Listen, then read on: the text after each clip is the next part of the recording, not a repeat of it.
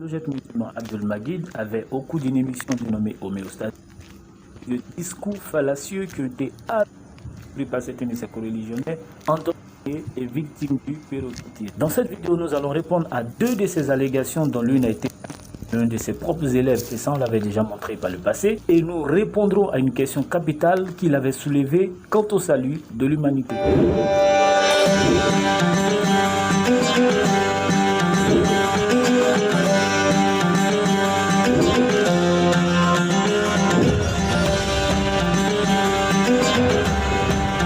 Selon Abdelmajid, soyez tous salués dans le puissant nom de notre Seigneur Jésus et que la paix et le salut vous accompagnent. Et j'aimerais vous dire, vous rappeler à vous qui ne connaissez pas la vérité, vous qui cherchez la lumière de vie, cette chaîne est faite pour vous apporter la vérité. Vous qui ne savez ni lire ni écrire, si vous êtes musulman, bienvenue. Cette chaîne est pour toi, musulman qui va suivre cette vidéo. Car je pourrais t'enseigner des choses que tu ne connais pas qui sont dans le Coran. Alors, je pourrais t'enseigner l'islam. À travers ma bouche, je pourrais te montrer des choses que aucun imam ne peut te dire, de peur que tu fuis l'islam. Alors, ils te raconteront des bêtises, ils te raconteront des choses pour te faire dormir l'esprit. Ils ne te diront pas que ton prophète a tué les gens. Ils ne te diront pas que ton prophète a percé les yeux des gens avec des clous chauffés au feu. Ils ne te diront pas que cet apôtre, ce soi-disant apôtre de Allah, c'est-à-dire qu'il a divisé des gens en deux. Il a attaché une corde sur une jambe d'une dame et de l'autre jambe, et deux chameaux. Et il a tapé, les deux chameaux sont partis dans des directions opposées et ils l'ont divisé en deux. Ils ne te diront jamais ça, que ton prophète se lavait avec des petits garçons. Ils ne te diront jamais que le prophète là, l'apôtre, il suçait les langues des petits garçons. Ils ne te diront jamais qu'il a couché avec un bébé de 6 ans. Ils ne te diront jamais ces choses-là. Mais moi, je te dirai des choses. Mais là n'est pas la question aujourd'hui. Aujourd'hui, je te parlerai de quelque chose pour que tu comprennes. Regarde la vidéo qui va suivre. Tu verras que ce Maboul Madid, je reviens encore dessus, tu verras que ce Maboul Madid est un menteur. Tu verras que ce Maboul Madid est un menteur. Ce n'est pas un docteur, c'est un faux type. Vous qui croyez en lui, qui le suivez là, vous êtes perdus. Vous faites confiance à un bâtard qui ne connaît même pas ce qu'il dit. Il est fou. Abdelmajid est fou. Regardez la vidéo qui va suivre. Il a dit que Allah a dit qu'il a envoyé plus de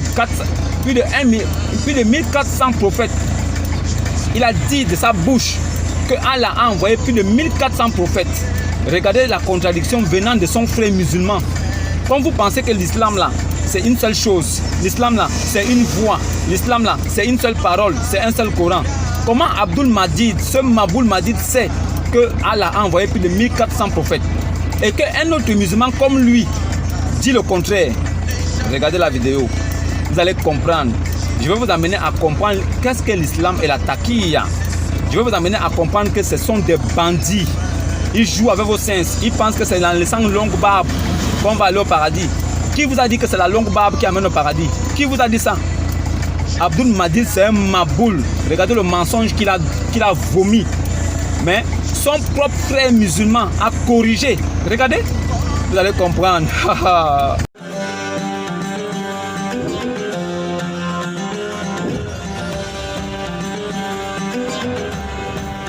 Selon Abdelmajid, dans la Bible, Dieu n'aurait envoyé des prophètes qu'aux enfants d'Israël, alors que d'après le Coran et son prophète Mohammed, Allah aurait envoyé au moins 124 000 prophètes et 313 messagers dans le monde entier. Mais vous nous faites peur, le docteur. Non, parce que Dieu a envoyé des prophètes partout. C'est ce que les gens ne comprennent pas. Vous savez, selon l'islam, selon le Coran, Dieu a suscité des prophètes partout, contrairement à la Bible.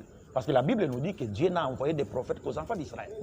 Et la Bible nous dit que Dieu n'a envoyé des prophètes qu'aux enfants d'Israël. Ce n'est pas ce que le Coran dit. Le Coran, dans son chapitre 16, verset 36, Dieu nous dit clairement qu'il a suscité des prophètes partout avant l'avènement de Mohammed. Il y a eu même des prophètes noirs, même si nous ne les connaissons pas. Mais Dieu demande à ce que nous croyons en cela. Et le prophète nous dit, Dieu a envoyé au moins 124 000 prophètes dans le monde, dont 313 messages. Le long de toute l'histoire de l'humanité. Toute l'histoire de l'humanité. Mais par contre, chez les chrétiens et les juifs, Dieu n'aurait envoyé des prophètes qu'aux enfants d'Israël. Il est évident que celui que ses suiveurs qualifient de docteur et même de professeur des pasteurs du monde entier ne s'est pas bien documenté avant de tenir de telles allégations. Cher grand docteur Abdul Magid, le prophète Jonas a été envoyé vers quel peuple? Les habitants de Ninive étaient-ils des Israélites? Pareillement, les oracles du prophète Nahum étaient destinés à quel peuple? Parlant de Balaam, Bilam en hébreu, le Rav Eliyahu Hassan indique que pour les sages d'Israël, celui-ci était un prophète que Dieu avait donné aux Goïm, aux nations, pour ne pas qu'ils se plaignent du peuple juif. Donc ça c'est Parachat Bilam. À trois reprises, Bilam va essayer de maudire le Ham Israël et à chaque fois sa malédiction va se transformer en bénédiction. Maintenant, Chazal, donc nos Chachamim, nos sages, posent la question. Pourquoi est-ce que Hachem a donné aux nations du monde Bilam? Pourquoi leur donner ce prophète-là? C'est un prophète Bilam. Pourquoi leur donner? Alors, il raconte, comme ça nous explique, pour pas que les nations du monde aient une plainte envers Hachem. Quelle plainte? Ils auraient pu dire, si nous, à nous aussi, comme au peuple juif, tu nous avais donné un prophète, eh ben, on aurait pu nous aussi s'élever, on aurait pu aussi grandir.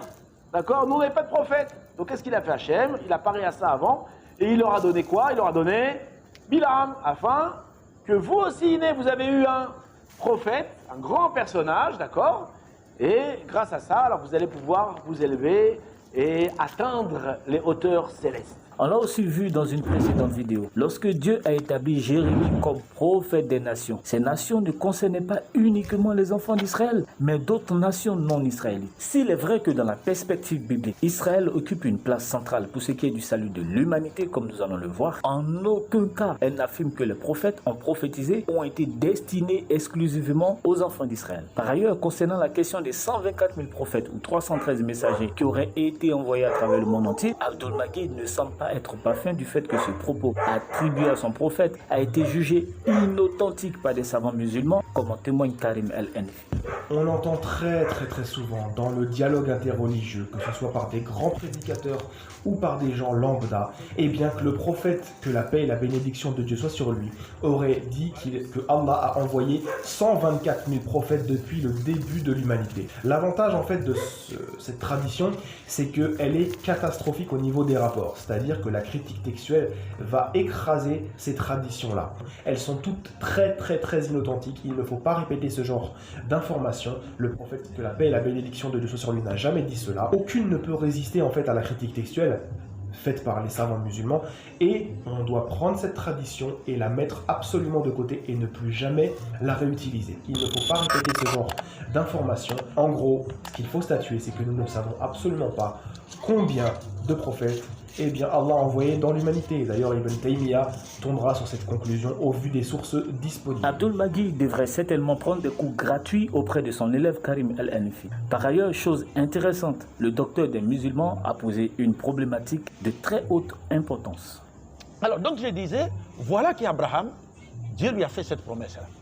Et il a montré les rôles spirituels et temporels que doivent jouer les descendants d'Abraham pour le salut de toute l'humanité. Cette question, docteur, parce que nous n'oublions pas, il dit, est-ce que cette promesse faite par Dieu à Abraham, est-ce qu'elle est capitale pour nous aujourd'hui? Elle est capitale, parce que Dieu dit, toutes les familles de la terre seront bénies en Abraham. C'est-à-dire, la bénédiction spirituelle, sur le plan vertical comme horizontal, ne viendra que d'Abraham. Dieu a fait cette promesse, a fait cette alliance avec Abraham. Et lui a fait cette promesse. Mais en qui est-ce que cette promesse devait-elle se réaliser? Est-ce que c'est à travers Isaac ou à travers Ismaël? Pour comprendre en qui la promesse de bénir toutes les familles ou toutes les nations de la terre devrait se réaliser entre Isaac et Ismaël, il suffira de retourner dans la Torah où figure cette promesse. Genèse 12, le verset 3, Dieu dit à Abraham, « Je bénirai ceux qui te bénissent et celui qui te maudit, je le maudirai. Et toutes les familles de la terre se béniront par toi. » Cette promesse abrahamique, Dieu y va la réitérer à Isaac et non à Ismaël. Genèse 26, le verset 4, « Je multiplierai ta descendance comme les étoiles des cieux, et je donnerai à ta descendance toute cette terre, et tous les peuples de la terre se béniront par ta postérité. » Le Roumaï cite un commentaire du rabbin Moshe ben Nachmanin, surnommé le Ramban, qui stipule que Dieu reconnaît le mérite personnel d'Isaac et réitère le serment qu'il a prêté à Abraham, le considérant comme un nouveau serment fait à Isaac et soulignant ainsi que chaque patriarche a lui-même mérité cette promesse. Dans la même veine, parmi les deux fils d'Isaac, c'est à Jacob devenu Israël que la promesse sera répétée. Déjà en Genèse 28, le verset 4, Isaac bénit Jacob ainsi que sa descendance descendance en proclamant sur lui la bénédiction d'Abraham. Qu'il t'accorde la bénédiction d'Abraham à toi et à ta descendance avec toi. Quelque temps plus tard, Jacob a une vision dans laquelle l'Éternel lui-même lui attribue la même bénédiction universelle abrahamique. Genèse 28, le verset 14. Ta postérité sera comme la poussière de la terre et tu l'étendras puissamment à l'ouest et à l'est, au nord et au sud. Toutes les familles de la terre se béniront par toi et par ta postérité. Mais en fait, quelle était la question d'Abdul-Majid? Dieu dit, toutes les familles de la terre seront bénies en Abraham. Mais en qui est-ce que cette promesse devait-elle se réaliser? Est-ce que c'est à travers Isaac ou à travers Ismaël? La réponse est sous nos yeux. La promesse de bénir toute l'humanité, dite au patriarche Abraham, est passée par son fils Isaac, puis par Jacob, et non par Ismaël. Le débat, en fait, il est clos. Comme je vous disais tout à l'heure, après avoir observé la vidéo qui concerne Maboul Majid, qu'est-ce que vous en pensez? Je veux savoir réellement ce que vous en pensez de votre prophète, votre nouveau prophète du temps de la fin, qu'on appelle Maboul Majid, le faux docteur, qui vous a raconté des bêtises et qui a été corrigé par son élève. Ça veut dire qu'il a été corrigé par un plus petit que lui. Le plus petit que lui n'est pas docteur.